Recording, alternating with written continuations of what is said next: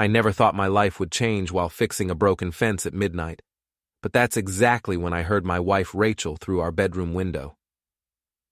"He's coming to my birthday party, and if my husband doesn't like it, tough." Her voice carried that sharp edge she reserved for closing deals at the advertising firm. "David doesn't understand business relationships anyway." David. That's me. 43 years old, construction project manager, apparently too stupid to understand my wife's business relationships. I set down my hammer and listened harder, but she'd already hung up. The next morning, Rachel sat across from me at our granite breakfast counter, stirring her coffee with theatrical precision. Our kitchen looked like a magazine spread, all stainless steel and marble, cold as a morgue. She decorated it herself, naturally. "Honey, I need to tell you something about my birthday party next week." She didn't look up from her phone. Evan might attend. Evan, her boss, the slick 40-something who'd been mentoring her career for the past year. "Your boss wants to come to your birthday party?" I asked, keeping my voice level. "He made a pass at me yesterday." She finally met my eyes, her expression perfectly calibrated for sympathy.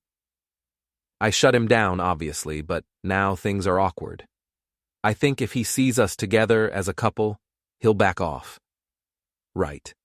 Because nothing says back off like inviting the guy to your birthday party. "That makes perfect sense," I said, letting just enough sarcasm slip through. Rachel either didn't notice or didn't care. "I knew you'd understand." She kissed my cheek, leaving a lipstick mark I didn't bother wiping off. "You're so logical about these things." After she left for work in her BMW, I sat in our empty house and tried to shake the feeling that I'd just been played. Rachel had always been good at managing people. It's what made her successful in advertising. But lately I felt like another account she was handling. Before we deeper into this story, I have one small request. Please subscribe, drop a like, comment, and hit that hype button to boost this channel so more people can discover these incredible Reddit stories. Our daughter Sam called that afternoon from college. At 18, she had Rachel's sharp intelligence, but thankfully my skeptical nature. "Mom's acting weird," she said without preamble. "She keeps texting me about this party, asking if I think her new dress is too young for her. Your mother's always been image conscious." "This is different, Dad. She's giddy, like a teenager with a crush." After hanging up, I wandered through our house, 4 bedrooms, 3 baths, perfect suburban dream. Rachel had chosen everything, the furniture, the paint colors, even the books on the shelves. I realized I couldn't point to a single thing that was truly mine, except for my toolbox in the garage. That evening, Rachel came home late, claiming traffic. She showered immediately, which wasn't unusual, but she took her phone into the bathroom with her. Also not unusual, except she'd never done it before. "How was work?" I asked when she emerged.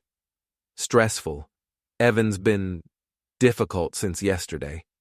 I think rejecting him bruised his ego." She climbed into bed and turned away from me, claiming exhaustion. I lay awake, listening to her breathe, wondering when we'd become strangers, sharing a mortgage. The next morning I decided to do laundry. Rachel usually handled it, another one of those domestic arrangements that had evolved without discussion. While sorting clothes, I found a phone in the pocket of her blazer, not her regular iPhone, but a cheap flip phone I'd never seen before. My hands shook as I opened it. The text history made my stomach drop. "Can't wait to see you tonight. Room 237 at the Marriott. Your husband suspect anything?" David's clueless, too busy with his construction projects to notice anything. "Good. Keep it that way." The contact name was Jay, with a heart emoji. I scrolled through weeks of messages, each one a small knife twist. Plans for hotel meetings, complaints about me, detailed discussions of their physical relationship that made me want to throw the phone against the wall. Instead, I took pictures of every message with my own phone. Then I carefully returned the flip phone to her blazer pocket. That evening, Rachel announced she was meeting clients for dinner. "Probably be late," she said, avoiding eye contact. I waited 30 minutes, then followed her. She drove to Murphy's bar downtown, not exactly client dinner material. Through the window, I watched her slide into a booth across from a man I recognized from her company Christmas party. Jake Morrison, her work husband, as she'd introduced him. Tall, gym-built, the kind of guy who wore expensive watches and talked too loud. They weren't discussing business. Their body language screamed intimacy, leaning close, touching hands, sharing private jokes. When they left together, I followed at a distance to the Marriott. I sat in my truck in the parking garage for 2 hours, watching the light in room 237. My wife was up there with another man, and I was sitting in a concrete tomb trying to decide what to do about it. Violence wasn't an option. I'm not that guy, despite what my size might suggest. Confrontation felt pointless. She'd just lie, and I'd look like a paranoid husband. But Jake's shiny BMW sat 3 spaces away, practically begging for attention. I walked over and examined it. Pristine silver paint, custom wheels, probably worth more than I made in 6 months. A note was tucked under the windshield wiper. A parking receipt. I pulled out my phone and took photos of the car, the license plate, the hotel receipt. Then I used my house key to carve a single word into the driver's side mirror. Cheater. It felt good. Really good. Back home, I created an anonymous email account and sent the photos to Jake's wife, Linda Morrison. I'd met her at company events. Nice woman, devoted mother, completely unaware her husband was a snake. The subject line read, "Thought you should know." Then I sent the same photos to myself from Rachel's secret phone, making it look like she'd sent them accidentally. I was still awake when Rachel came home at 1 a.m., humming softly. She slipped into bed, smelling like hotel soap and guilt. "How was dinner?" I asked in the darkness. "Long, boring. You know how clients can be." "Yeah," I said. "I know exactly how they can be." The next morning my phone buzzed with a text from Rachel's secret phone. The photos I'd sent, along with a message meant for Jake. "Oops, wrong number. Hope David doesn't see these," I replied from my regular phone. Too late. Rachel's face went white when she saw my response. She stood in our kitchen, holding both phones, looking like someone had just told her the IRS was auditing her taxes. "David, I can explain. Can you?" I poured myself coffee, amazed at how calm I sounded. "Because those photos are pretty self-explanatory." She tried tears first, then anger. Finally, she settled on partial truth, the most dangerous kind of lie. "Yes, I've been seeing Jake. But it's not what you think. Evan's been harassing me at work and Jake's been helping me deal with it. Last night we were discussing legal options. In a hotel room. We needed privacy. Evan has spies everywhere in the office." The scary part was how smoothly she delivered it. If I hadn't read those text messages, I might have believed her. "What about your boss?" I asked. "Still planning to invite him to your party?" "That's complicated. If I exclude him now, he might retaliate professionally." Right. Everything was always about Rachel's career. My phone rang. Unknown number. "David, this is Linda Morrison, Jake's wife. We need to talk." I stepped onto our back deck. "What about?" "My husband came home last night with his car vandalized. Someone carved cheater into his mirror. Then this morning I got some very interesting photos." "I'm sorry to hear that." "Are you?" "Because whoever sent these photos did me a favor. I've been suspicious for months." Linda Morrison had always struck me as a quiet housewife, but there was steel in her voice now. "What are you planning to do?" I asked. "Destroy him. Professionally, personally, financially. I've already called my lawyer and Jake's HR department. I'm also posting those photos on every social media platform he uses." "That seems thorough." "I'm just getting started. Jake thinks he's untouchable because he makes good money and goes to the gym. He's about to learn otherwise." After hanging up, I felt a surge of satisfaction. Jake's world was about to implode, and he'd never trace it back to me. I called my best friend Manny, who runs a boxing gym downtown. We've known each other since high school, and he's one of the few people who sees through Rachel's act. "You sound different," he said when I arrived at the gym. "Lighter." "My wife's having an affair." "Finally caught her, huh?" He didn't sound surprised. "What's your move?" "I'm not sure yet, but I'm done being the clueless husband." Manny put me through a brutal workout, letting me take out my frustration on the heavy bag. Afterward, we sat in his office sharing a beer. "You want my advice?" he said. "Don't just swing first. Make them hurt where it counts. Their reputation, their pride, their wallet." "I'm not looking to destroy anyone." "Aren't you?" He studied my face. "Because the David I know doesn't carve words into people's cars." He was right. Something had shifted in me since finding that phone. The old David would have confronted Rachel directly, maybe suggested marriage counseling. The new David was planning something more creative. That evening, Rachel announced her birthday party would be this Saturday, 5 days away. Just close friends and some colleagues. Nothing fancy. Should I invite anyone? Like who? I don't know. Maybe Evan's fiancée? What's her name? Lila? Rachel's fork froze halfway to her mouth. "Why would you invite her? You said Evan's been inappropriate. Having his pregnant fiancée there might keep him in line." "That's actually not a bad idea." It was a great idea, but not for the reasons Rachel thought. I spent the next few days researching. Lila Hartwell, 28, marketing coordinator, 6 months pregnant with Evan's first child. More importantly, she had no idea her fiancé was a predator. I created a fake Facebook account and sent her a friend request, claiming to be a friend of Rachel's. She accepted immediately, trusting soul. Then I sent her a message. "Hi, I'm helping Rachel plan her birthday party this Saturday. She mentioned how much she'd love to meet you and was hoping you and Evan could both come. It's at 7 p.m., casual dress. Hope to see you there." Lila responded within an hour. "How sweet. Evan didn't mention a party, but I'd love to come. Should I bring anything?" "Just yourself. Rachel's so excited to meet the woman who stole Evan's heart." The irony was delicious. Meanwhile, Jake's world was crumbling exactly as Linda had promised.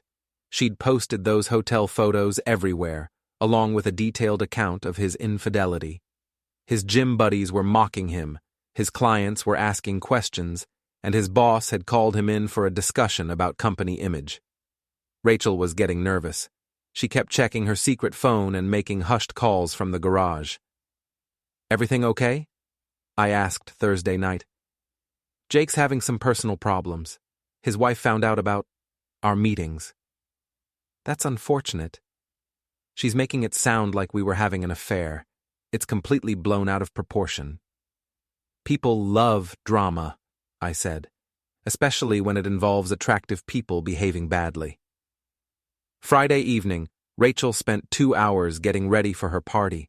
New dress, professional hairstyling, enough makeup for a magazine shoot. She looked stunning and desperate in equal measure. "You clean up nice," I told her. "Thanks. I want everything to be perfect tomorrow." "Don't worry. I have a feeling it'll be unforgettable." Saturday arrived with unseasonable warmth. Rachel spent the day arranging flowers and obsessing over details. She'd hired caterers and rented extra furniture, transforming our backyard into something from a lifestyle magazine. Guests started arriving at 7. Rachel's work friends, a few neighbors, some college acquaintances she'd reconnected with on social media. Everyone complimented the decorations and asked about the birthday girl's radiant glow. Evan arrived fashionably late, alone. He was everything I'd expected: expensive suit, perfect teeth, the kind of handshake that crushed fingers to establish dominance. He brought Rachel an elaborate bouquet and kissed her cheek just a little too long. "Beautiful party, Rachel.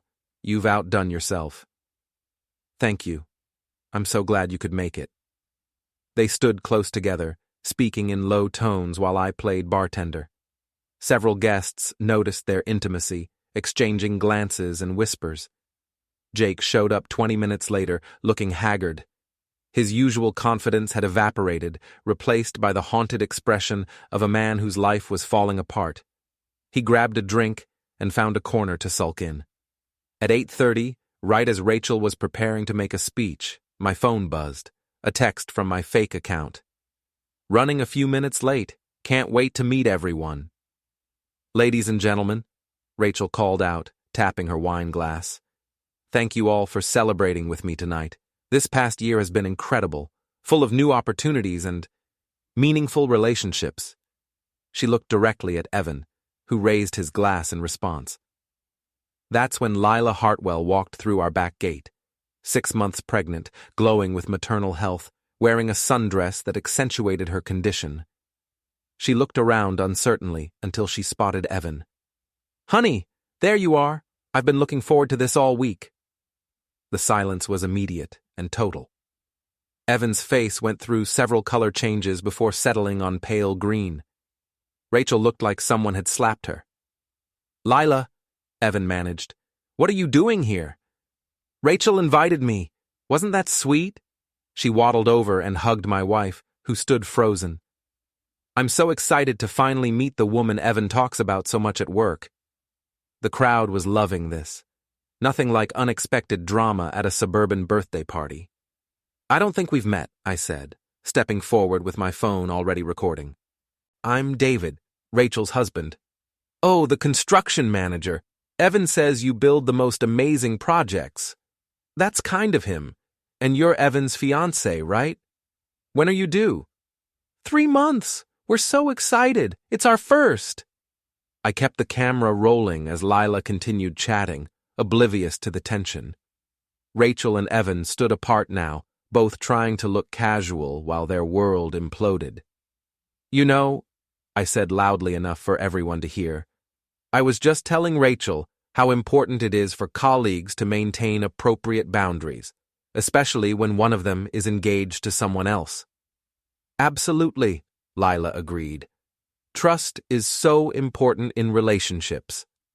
That's when Jake, apparently deciding he had nothing left to lose, walked over and put his arm around Rachel's waist. "Happy birthday, beautiful. Sorry I'm late." The crowd gasped. Lila looked confused. Evan looked furious. Rachel looked trapped. I kept recording. "Jake," I said pleasantly, "I don't think you've met Evan's fiancé, Lila." "Lila, this is Jake Morrison. He's been having meetings with my wife." "Nice to meet you," Lila said, still smiling. "What kind of meetings?" "The private kind," I said. "Usually in hotel rooms." That's when Lila's smile finally faded. The explosion was immediate and spectacular. Lila Hartwell might have looked like a sweet pregnant woman, but she had the vocabulary of a construction worker and the throwing arm of a softball pitcher. "You piece of garbage!" She hurled her wine glass at Evan, catching him square in the chest.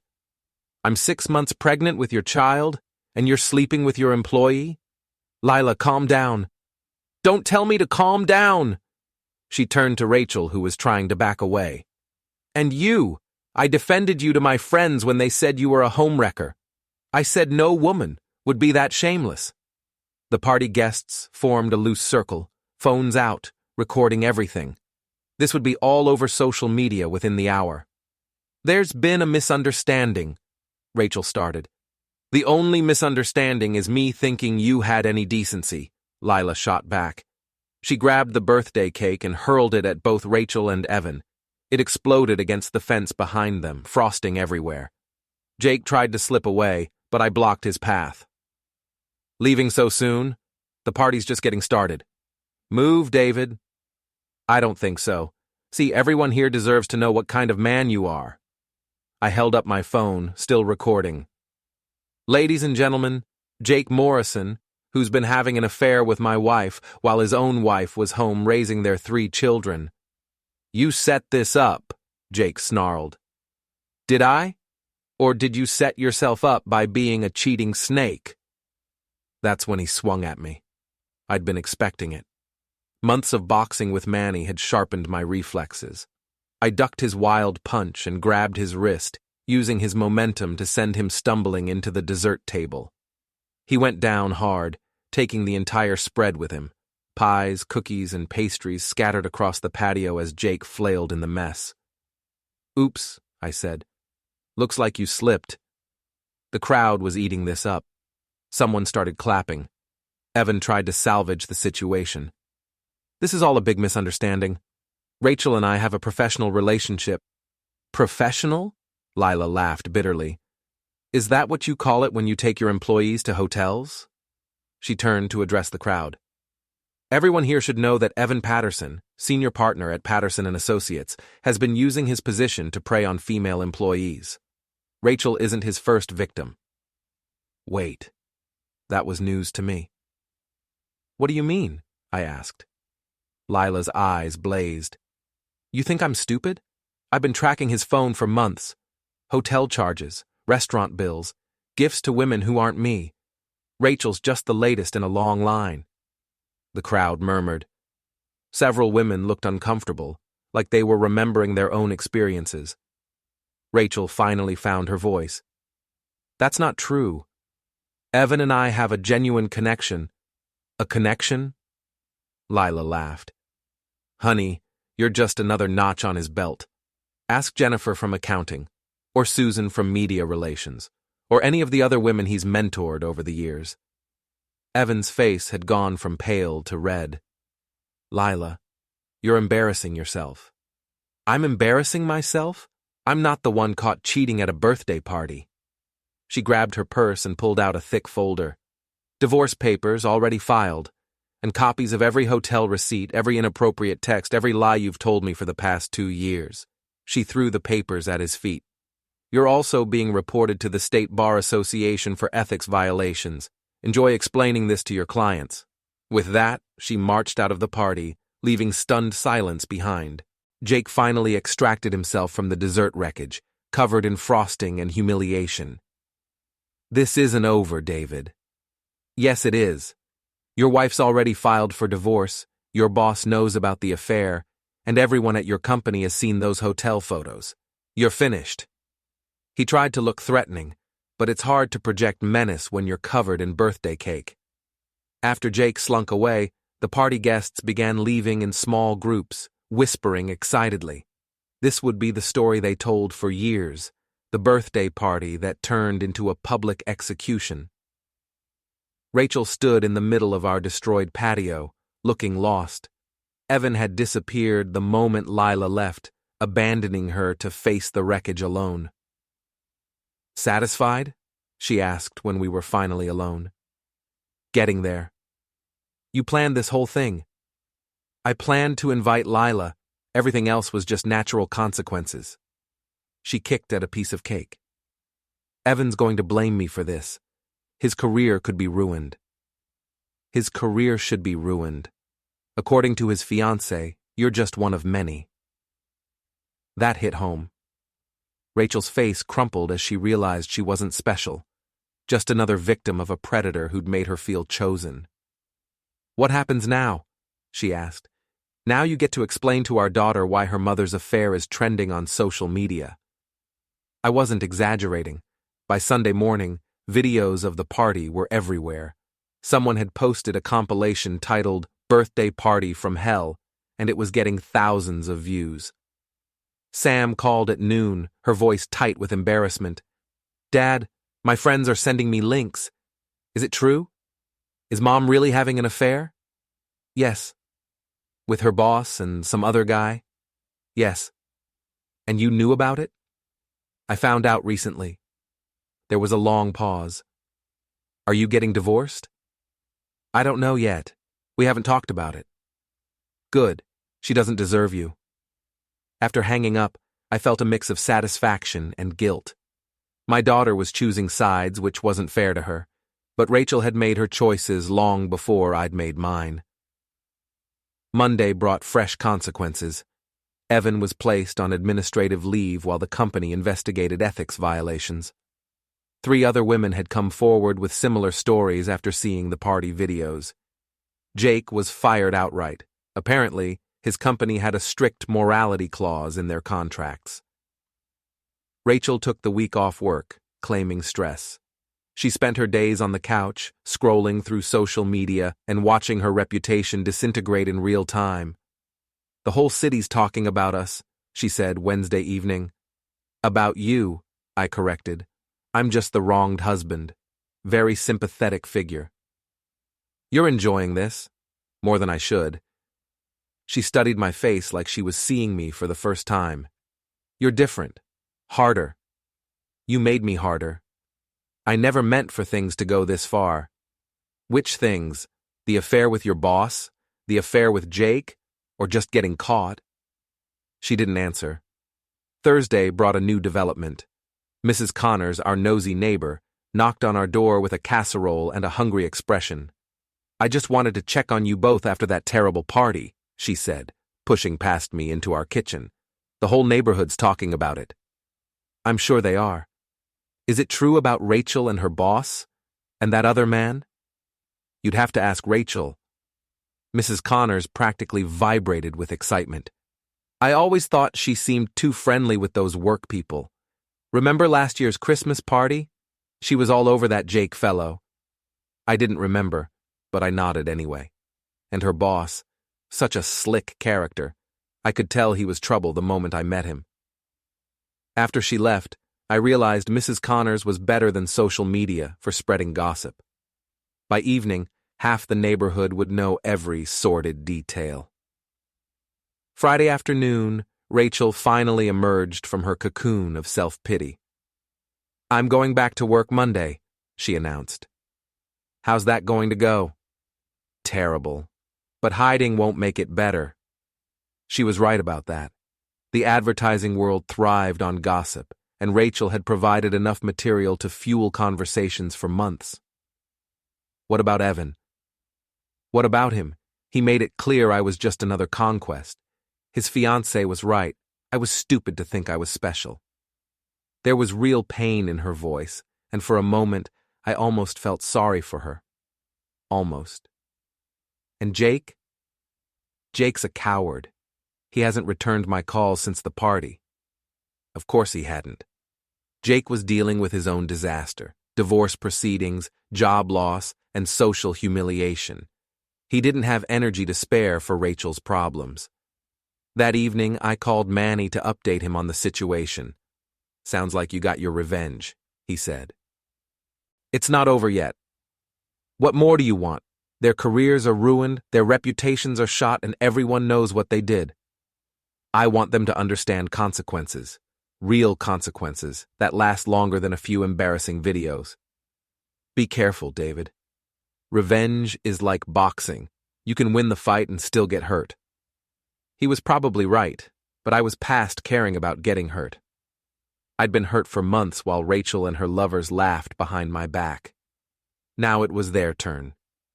The following week brought fresh revelations that made my personal revenge look small-scale. The local business journal ran a front-page story about Evan's company, Patterson and Associates under investigation for workplace harassment. Apparently, Lila hadn't been bluffing about other women coming forward. The State Bar Association was reviewing Evan's license, and several clients were reconsidering their contracts. Rachel returned to work Monday looking like she was walking to her own execution. She came home that evening pale and shaken. "How bad was it?" I asked. "Worse than I expected. They've moved me to a different department, away from any client contact, basically exile. But you still have a job. For now. HR wants to interview me about my relationship with Evan. They're trying to determine if I was a victim or a willing participant." "Which were you?" She looked at me with something like hate. "Does it matter? Either way, I'm finished in this industry." She was probably right. The advertising world was small, and scandal traveled fast. Even if she kept her current job, moving anywhere else would be nearly impossible. But I wasn't done yet. Tuesday evening, I drove to Jake's apartment complex, a flashy development with a gym and pool that screamed, "Divorced dad trying too hard." His Beamer was in the parking garage, still bearing the scratched mirror from my earlier handiwork. I waited in the shadows until he emerged from the elevator, gym bag in hand. He looked terrible, unshaven, hollow-eyed, like a man who hadn't slept in weeks. "Hello, Jake." He spun around, nearly dropping his bag. "David?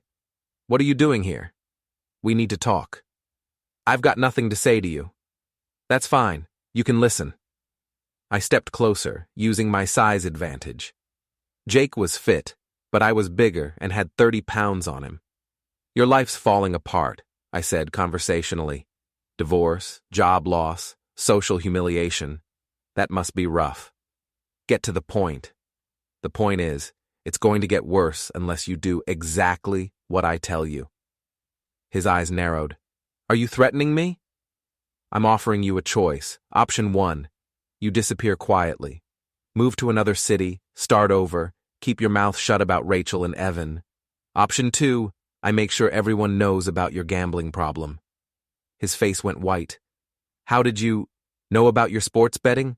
The offshore accounts? The money you borrowed from your 401k? I smiled. "I'm very thorough, Jake. Your wife's divorce attorney would love this information." It hadn't been hard to find.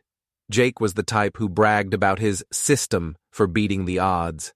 A little digging revealed he was into several bookies for serious money. "You can't prove anything." I pulled out my phone and showed him screenshots of his betting accounts. "Want to bet?" He sagged against his car. "What do you want?" "I want you to call Evan and Rachel, tonight. Tell them you're confessing everything to your wife and Lila, the planning, the lies, the way you all laughed about deceiving me. But I already lost my job. My wife filed for divorce. Not my problem. You should have thought about consequences before you decided to make me look like a fool."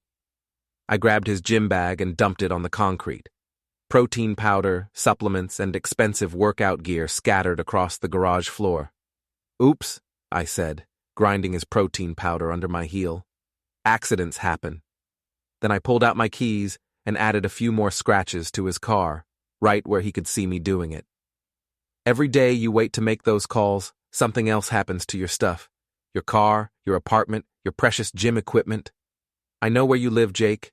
I know your routines. You're insane." "I'm motivated. There's a difference."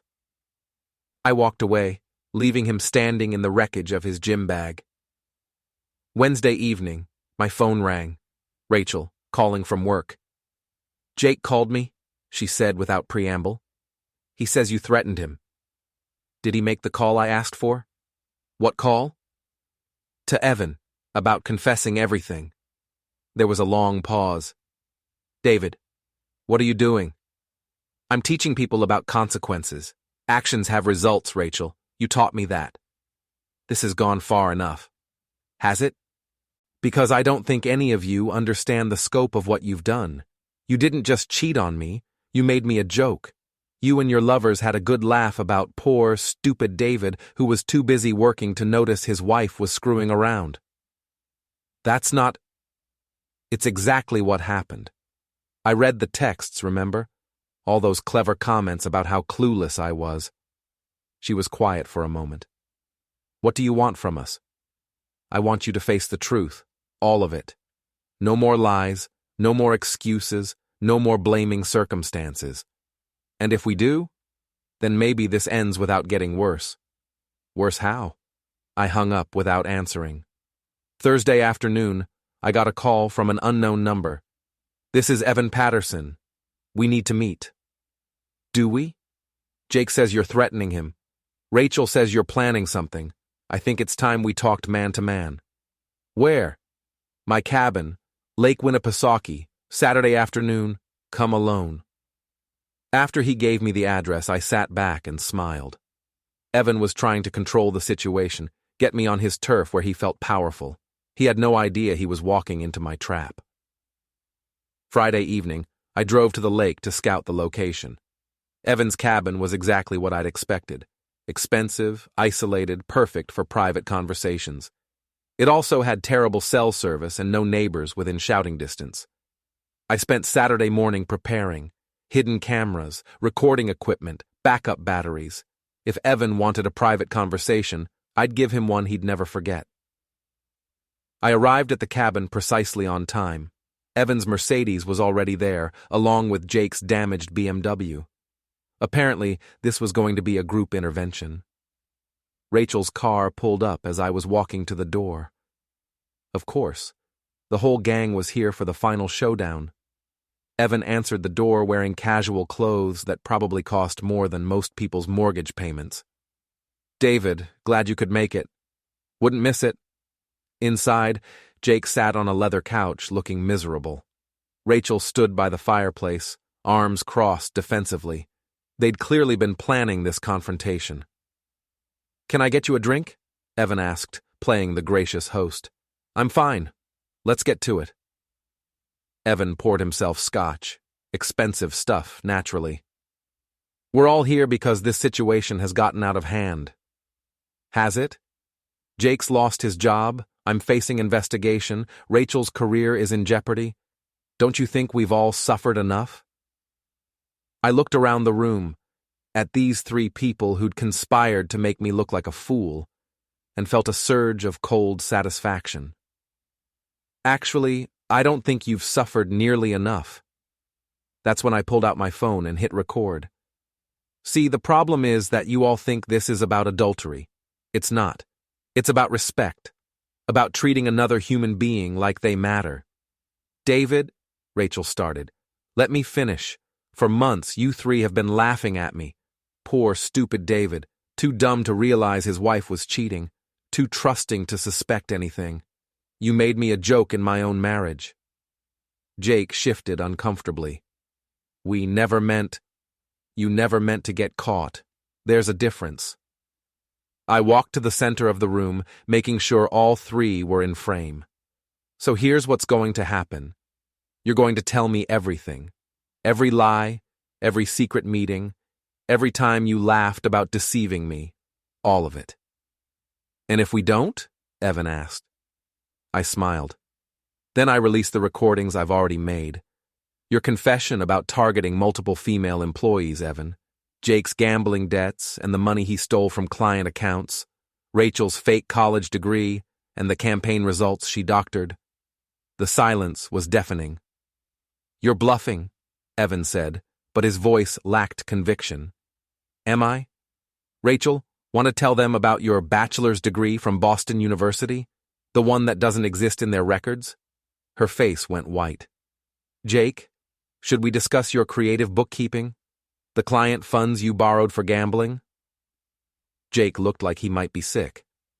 "And Evan, let's talk about your pattern of targeting vulnerable female employees.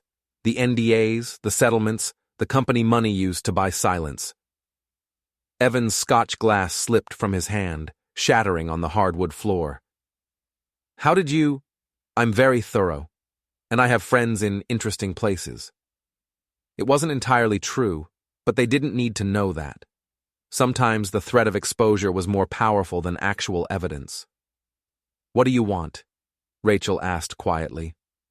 "The truth. All of it. On camera." For the next hour they talked. About the affair, the planning, the lies they'd told their spouses, about how they'd joked about my ignorance, made bets about how long it would take me to figure things out. Every word was recorded in high definition. When they were finished, I stopped the recording and looked at their defeated faces. "There, was that so hard?" "What happens now?" Jake asked. "Now you live with the consequences. Your reputations are destroyed, your careers are over, and everyone knows what kind of people you really are." I walked toward the door, then turned back. "Oh, and if any of you try to retaliate against me, these recordings go public immediately, along with all the other evidence I've collected." I left them sitting in that expensive cabin, surrounded by the wreckage of their lies. The drive home was the most peaceful I'd felt in months. The recordings sat on my computer for 3 days like loaded weapons. I could have released them immediately, but I wanted to see what Rachel, Evan, and Jake would do with their freedom. The answer was exactly what I expected. Monday morning, Rachel tried to act like nothing had happened. She made coffee, checked her phone, got dressed for work, the same routine we'd followed for 15 years. Sleep well? I asked over breakfast. Fine.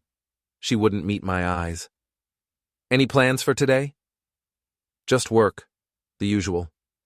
But it wasn't the usual. Within an hour of her leaving, I got a call from Sam. Dad, Mom just called me. She says you've been threatening her and her coworkers. She wants me to come home and talk sense into you. What did you tell her? I told her I'd seen the party videos and she should be apologizing to you, not playing victim. Smart girl. Takes after her old man. That afternoon, Mrs. Connors appeared at my door again, practically vibrating with curiosity. I heard Rachel's been telling people you're having some kind of breakdown, she said, inviting herself in. Something about you stalking her friends? Is that what she's saying? Well, you know how gossip spreads. But between you and me, most people think she's got some nerve-playing victim after what everyone saw at that party.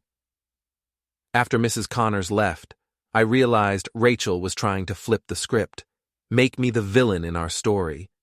It was a smart move, if it had worked, but I had those recordings. Tuesday brought news that Evan's company was hosting a reputation rebuilding event Friday night, an open bar mixer designed to show clients and staff that Patterson and Associates was moving past recent difficulties. Perfect timing. I spent Wednesday and Thursday preparing. The event would be held at a downtown hotel with media coverage and local business leaders attending. Evan was planning to give a speech about learning from mistakes and moving forward. He had no idea how educational his evening was about to become. Friday afternoon, I dressed carefully. My best suit, the one I'd worn to our wedding. If I was going to destroy 3 lives in public, I wanted to look respectable doing it. The hotel ballroom was packed.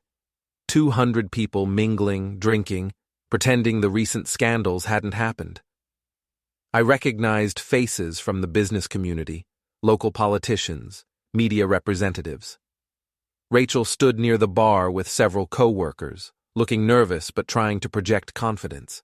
She'd chosen a conservative dress and minimal makeup, the reformed adulteress look. Jake wasn't there, which was smart. He'd already lost everything worth losing. Evan worked the room like the politician he'd always wanted to be, shaking hands and making small talk. His smile looked painted on, but he was selling it hard. At 8 o'clock, he took the microphone. Ladies and gentlemen, thank you for joining us tonight. Recent weeks have been challenging for our company, and I want to address that directly. The room went quiet. This was what everyone had come to hear. We've all made mistakes. I've made mistakes. But I believe in accountability, in learning from our errors, and in moving forward with integrity. The crowd nodded approvingly. Evan was good at this. The right mix of contrition and confidence. Patterson and Associates has always been built on trust. Trust between colleagues, trust with clients, trust in our community. That trust was damaged, and I take full responsibility. More nodding. He was winning them over. That's when I stood up. Excuse me, Evan. Could you be more specific about those mistakes? Heads turned. Evan's smile faltered for just a moment before snapping back into place. David, I didn't realize you were here. Wouldn't miss it. But I'm curious, when you say you take full responsibility, what exactly are you taking responsibility for? The crowd was watching this, like a tennis match. They sensed drama coming. I think this is a conversation for another time, Evan said smoothly. Is it? Because you're asking these people to trust you again. Don't they deserve to know the truth about what happened? I walked toward the front of the room, pulling out my phone. See, I have recordings of you explaining exactly what you did. Would you like me to play them? Evan's face went pale. That's not necessary. I think it is. I connected my phone to the sound system. Amazing what you can accomplish with the right adapters and a little preparation. Evan's voice filled the room. The thing about targeting vulnerable employees is knowing which ones won't fight back. Rachel was perfect, married, insecure about her age, desperate for validation. The crowd gasped. Rachel looked like she wanted to disappear, but I wasn't done. Jake's voice came next. We should have been more careful about David.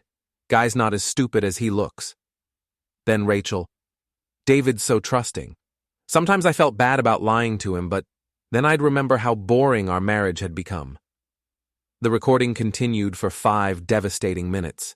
Every cruel joke, every calculated deception, every moment of contempt for the husband they'd made a fool of. When it ended, the silence was absolute. Any questions? I asked the crowd. That's when Evan snapped. He lunged at me, screaming something about invasion of privacy and illegal recordings. I stepped aside and let his momentum carry him into the dessert table. He went down hard, taking an elaborate chocolate fountain with him. Hot chocolate and pastries exploded everywhere as he flailed in the mess. Security moved in, but the damage was done. 200 people had heard the truth, and half of them were recording the aftermath on their phones.